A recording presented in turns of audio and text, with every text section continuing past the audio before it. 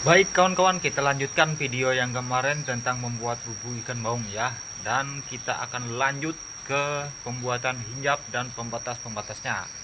Oke, tanpa berlama-lama langsung kita gaskan saja. Nah, jadi saya akan perlihatkan sedikit cara pemotongan untuk mendapatkan hasil persegi 4 ya. Seperti ini kawan-kawan, dia agak terlihat miring ya. Agak terlihat miring, dan ini sudah sangat panjang ya, saya potong sudah sangat panjang.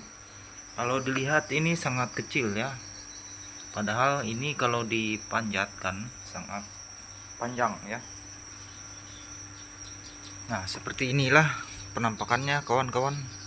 Kalau kita tarik seperti ini dia akan lurus ya, matanya akan lurus. Cuman kalau kita ke samping dia akan persegi 4. Nah, coba saya praktekannya sedikit. Ini sudah saya ukur tadi dari ukuran bubuk saya ya. Nah, kita centilkan di sini, paku di sini, dan ujung sini, pertemuan sini kita cantilkan di sebelahnya. Nah, seperti itu.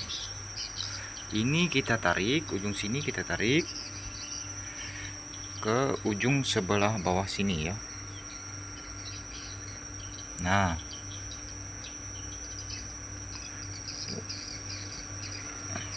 jadi sebelah sini juga kita tarik ke sebelah sini.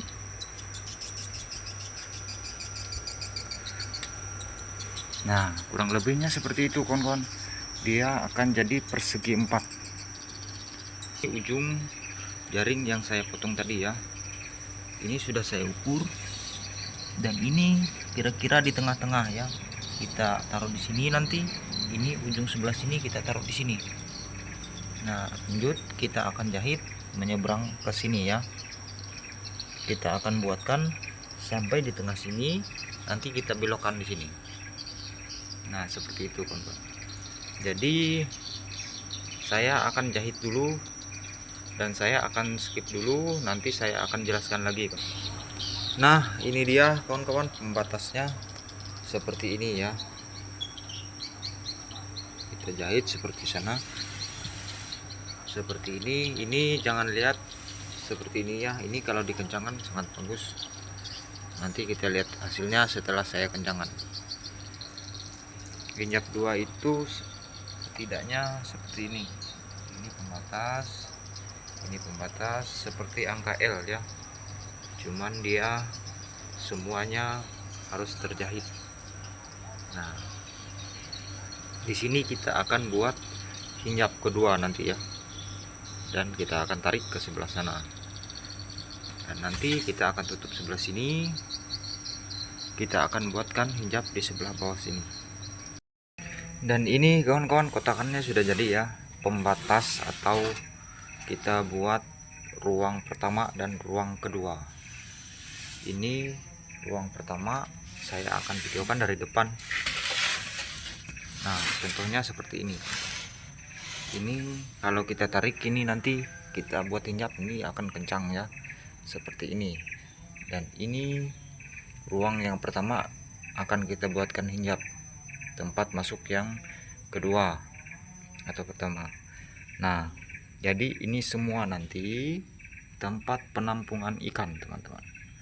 Dan setelah dia masuk hinjap yang pertama, nanti sebelah sana masuk lagi ke hinjap yang 2, dan otomatis tidak bisa keluar ya.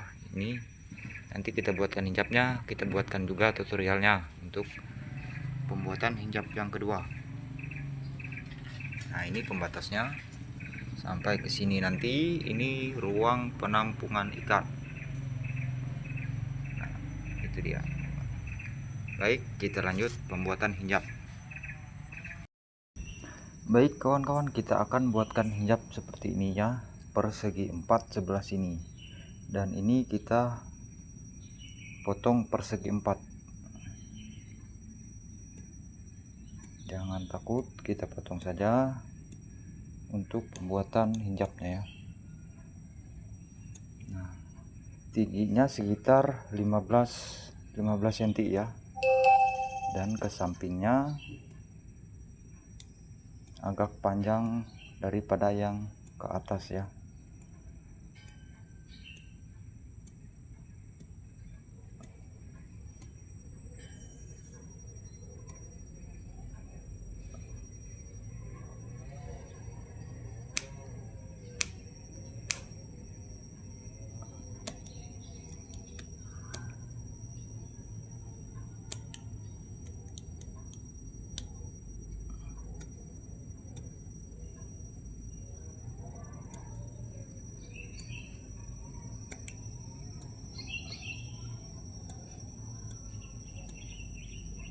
Nah, seperti inilah penampakan tempat hinjap yang kedua ya.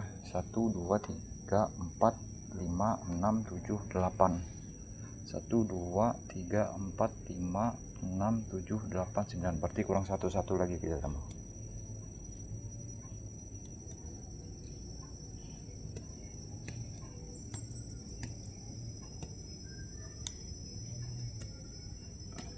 Nah, seperti ini. Jadi sisa di sini 8, sisa di sini juga 8. Persegi 4 seperti ini. Ini sekitar 15 cm, ini sekitar 20 cm. 20 berapa ini? Ya, sekitar 22 cm ini. Ini 20 cm. Ya, dari sini ke sini sekitar 22 cm sampai 25 ke atas sekitar 10 cm sampai 15 cm. Persegi 4 seperti ini. Kita akan buatkan hinjap. Sebenarnya saya membuatkan hinjap itu yang lebih dulu dari sini ya, baru yang di belakang. Jadi karena kita membuat tutorial, jadi kita buatkan dulu yang dari belakang dulu supaya enak dilihat teman-teman. Baik, kita putar dulu, kita buat dari belakang.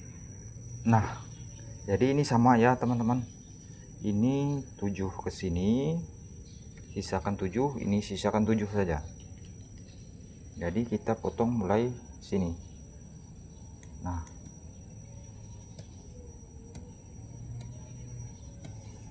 kita potong terus sampai persegi 4 ya.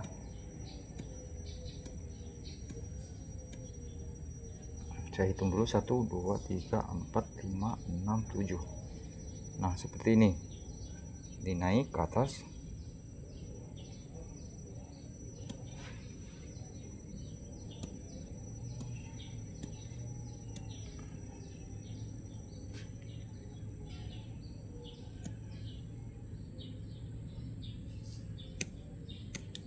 Kita potong sininya buat persegi 4.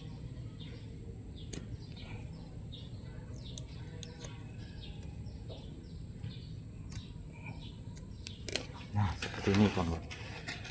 Kurang lebihnya seperti ini, dan kita akan buatkan hinjap sebelah sini nanti. Dan ini saya sudah sediakan benangnya seperti ini. Sama ya potongannya seperti yang tadi. Seperti ini. Cuman dia agak sedikit pendek. Dan kita akan jahitkan mulai sebelah sini. Nanti kalau ini terlalu panjang bisa kita potong ya. Kita mulai dari di tengah-tengah dulu. Kita mulai penjahitannya dari sebelah sini. Baik, lanjut kita jahit dulu.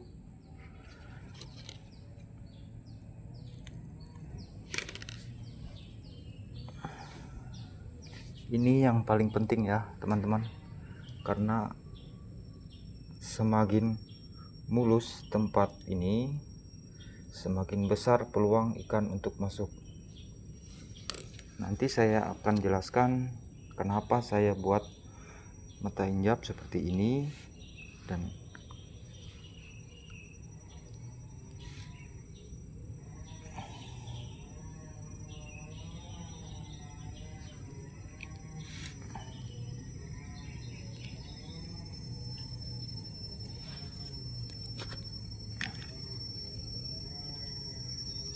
nah, ini kita jahit terus sampai ketemu di sini nanti.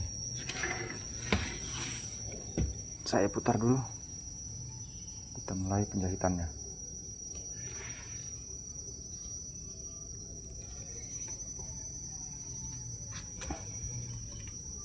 Jahitnya gampang ya, sama seperti yang tadi jahitnya, cuman satu kali aja, satu kali masuk tinggal tarik.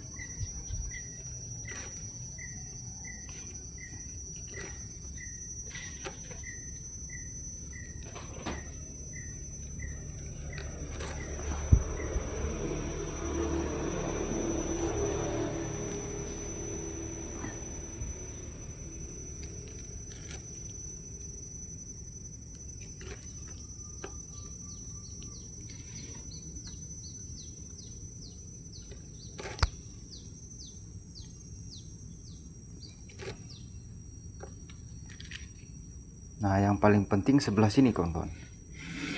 Jadi kalau sudah ini sebelah sini, kita jangan ikutin ini ke sini. Jadi kita ikutin, langkahkan satu mata ini ke sebelah sini seperti itu, supaya dia tidak mengkerut nanti ke dalamnya. Jadi seperti ini cara menjahitnya. Kalau ketemu di ujung seperti ini. Nah, seperti itu. Tidak apa-apa ini seperti ini. Kita lanjutkan lagi penjahitnya.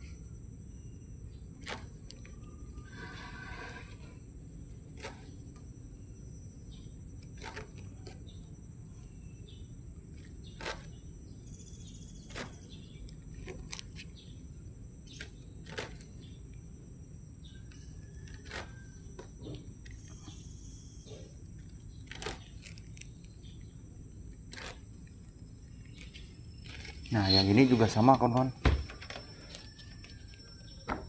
Kalau sudah ketemu seperti ini, kita langkahkan seperti ini ya.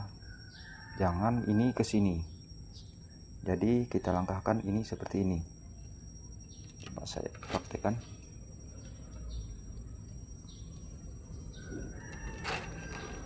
Nah, seperti ini, kawan-kawan. Jadi saya akan jahit dulu, memutar sampai ketemu nanti di sini. Nanti di sini saya lanjutkan lagi. Oke. Jika jahitan kita sudah sampai sini, sudah sampai di ujung, jadi kita potong. Ini kita potong sampai ujung ya, sampai rata.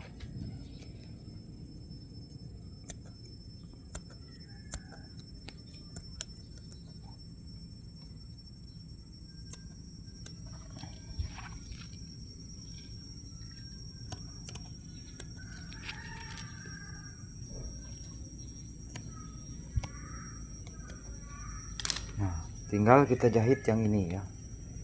Kita jahit dulu.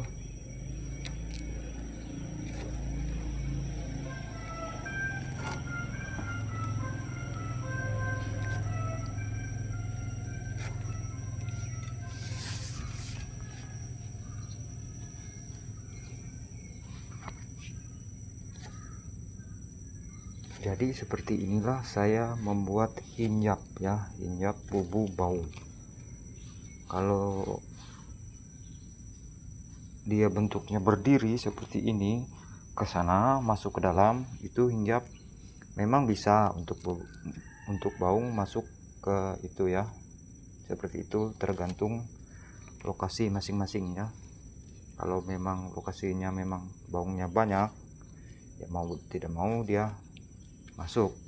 Kalau tepat seperti tempat saya ini sulit ya untuk mencari ikan baung. Bubu seperti ini aja sudah sangat susah ya untuk mencari ikan baung, apalagi hinjap yang berdiri.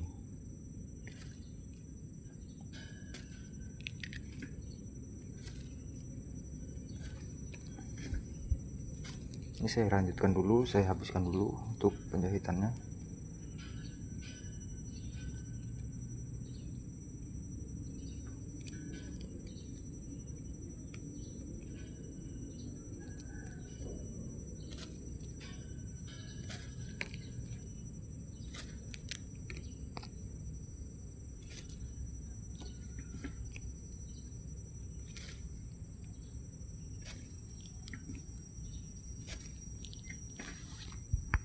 sudah saya potong sininya.